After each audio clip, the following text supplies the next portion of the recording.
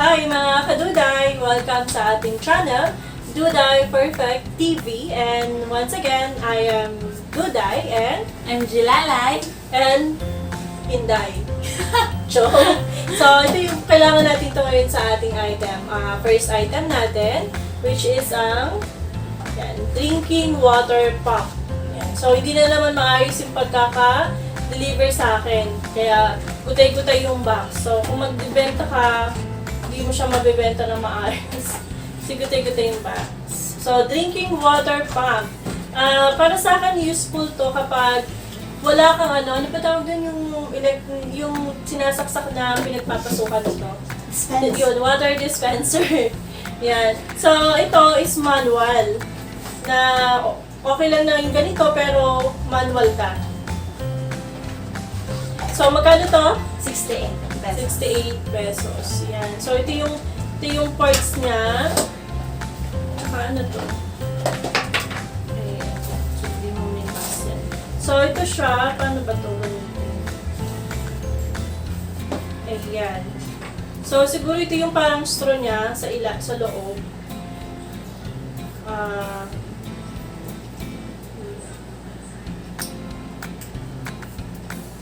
Hugasan muna natin siya mga Kaduday. Ha? Para, syempre, mineral water ito para hindi naman masaya. So, hugasan muna natin siya. A few moments later. So, mga Kaduday, nahugasan na ni Jilalay yung ating item. Ayan. So, ito pala siya sa loob.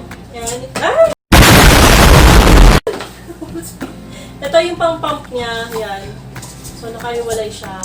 Tapos, ito yung magsisilbing pang-pump. Tapos, ayan. Pag nilagay mo siya rito, make sure mo na ito yung pang-pump natin.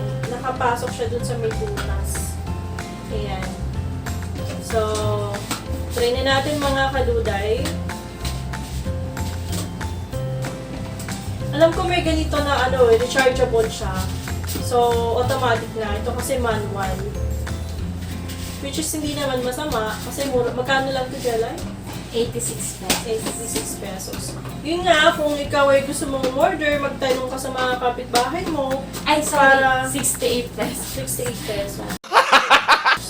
Para share-share na lang kayo sa gastos. Sa shipping fee. Ayan. Tapos ito pala, meron din siyang cover, diba? Parang element for dito. Para hindi madudumihan yung butas. So, bigyan na natin. Tingnan natin kung effective ba siya mga Kaduday. Yan. Ito si Inday. Paano masabi?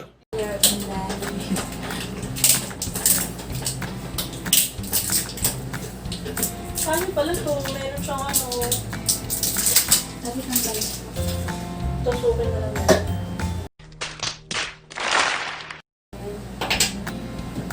So, ito, lulusot na natin siya. Make sure nyo lang. Hello? Ang sakit. Ano po siya? Tingnan ko. Tingnan natin. Teka lang mga Kaduday, let's see. Baka mamaya. Pero bumunog siya. Mamaya. Nabasag ko siya. Sana gumagana pa din. Bibigay ko pa naman to kay Inday. Ano ba? Tama ba? Or dapat tinatanggal to? Dito kaya? Hindi. Ay! Masagala. Ala! Dahil nga siguro ano ba? Tinatanggal ba to? Akin na yung baso. Tingnan natin.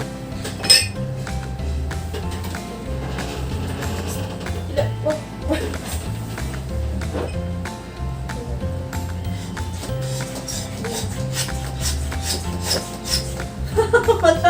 Teka lang, teka.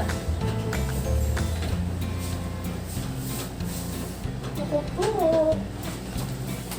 Wait lang mga Kaduday. A few moments later. Dahil kailangan pala natin tanggalin yung mismong takip niya para magkasya siya rito at mag-fit. Yan. So, nag-fit na siya. At try natin kung lalabas yung water. Huwag kang malay. Oh. Sige ako nalay. So, kaya naman siya.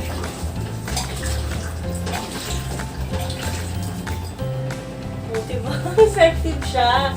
Yun nga lang, baka hindi siya tumagal kasi nga na ano ko siya, tawag doon, nasira ako yung pinakapasukan niya ng white na na hose. Nasira, tikim ko muna jelly. No! God, please, no! No! No! Ayan, so natutuwa ako sa item na to kasi very effective siya, diba? Ang dali lang pagka-pump mo.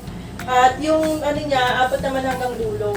Sana nga lang is mukhang wala namang issue kung nasira ko yung pinakapasokan niya kasi gumagana na pa rin naman siya. So, thumbs up sa item na to is maganda. Lalo na kapag mayroon kayong outing, magsiswimming kayo, tapos diba nagdadala kayo ng mga water para pag pwede to, so pump lang, okay na, diba? Kesa naman yung mano-mano na binubuksan mo ng ang minsan ang hirap kumuha ng water. Pero this ones, ipapump mo lang, tapos, viola, may water ka na. So, yan. So, this is our first item. Natawa naman ako dito. Pero sorry mga kaduday, nasira ko siya. Hindi ako naging gentle. So, yung second item naman natin is magagamit natin itong baso na to na may water. A few moments later. This one is Silicone cover, 86 pesos. yan, silicone cover, 86 pesos. Sa Lazada ko din siya napili, katulad ng pang-pump. So, yan siya. Meron siyang iba't ibang klase, iba't ibang size ng pang-cover. Yan, ilan to jelly? 1, 2, 3, 4, 6. Yan. So, ito yung pinakamaliit. Tatry natin yung ito sa baso. Ay, masyadong maluwag na to, no? Tingnan natin tayo. Masyadong maluwag na. So, ito.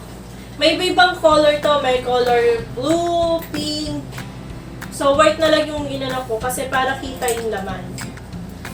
Ayan. So, ito siya mga kaduday. Pang-cover siya ng ulam or kahit na basta may different sizes naman tayo dito. So, ito na lang yung pipili. At, parang umaano siya. Parang natanggal. Paano masabi? O dahil masyadong maluwag lang siya. Ayan. So, tingnan natin mga kaduday kung matatapon. Saluhin mo dyan.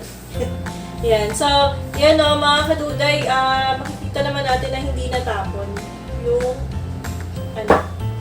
water. So, ibig sabihin is, working. Tingnan naman natin dito kapag ulam naman yung nilagay natin. Hawakan mo lang yung ilalim. Ayan.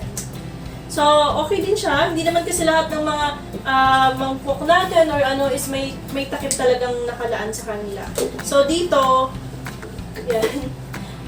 Very convenient siya, mga kaduday. Meron ka ng instant takip. Tapos lagay mo na lang sa ref or sa lamesa.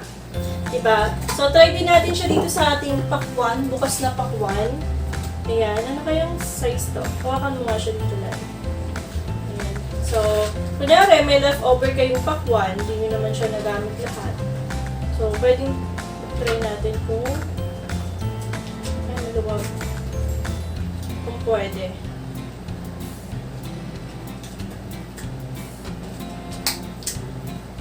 Ayan. Tapos, lagyan nyo na lang sa ref. Diba? Cute! So, yan. So, minsan kasi yung mga fruits, kapag after nating i-cut, yung kalahati, kinain natin yung kalahati nasa ref lang. So, meron na siyang takip. Mas, siya sa, kumbaga, mas secured siya. So, yan. Tingnan natin yung, para sa jelly, yung nito. Ito naman kasing item na to, pwede naman kasing wala, diba? Makakasurvive naman tayo, pwede din naman meron. Mas maganda kung meron. So, sa akin, i-rate ko siya 10 naman. Kasi, kagamit-gamit naman siya and naano niya naman yung purpose mo. Tapos dito, syempre, 10 ako dito. Manok na manok ko to. Okay ako. Yan. Sobrang nagustuhan ko to at ano naman siyang gamitin. So, convenient yung magagawa nito kay Duday. Sa kanya to. So, yan, ito yung second item natin, yung pang cover ng kahit ano. Ayan. So, punta naman tayo sa ating last item. Yung ating last item is pang, ano to siya lalay? A few moments later. Ayan. Dalawa na yung binili ko para sa bahay sa kay Duday. So, dito, ito is basahan. Diba sa natin, sa lababo natin, kapag tayo ay gumagamit ng basahan, minsan nilalapag na lang natin. So, ito, pwede siyang maging sampayan ng basahan. Magkano ito, Lai? Plastic wrap, 38. 38 pesos, diba? Murang-mura na. So, dito, may lock siya. Pag nilagay mo, hindi mo na ito siya matatanggal. Ewan ko lang. So, tusok mo lang, Lai. Tapos, tusok mo din to.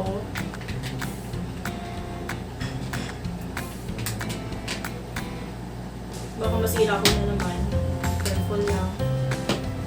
Ayan. So, yan na, o. Diba, mga kaduday? Dito yung sabon, dito yung basahan. Ano gagawa mo? Tapos, meron din dito, ano niya, katag doon.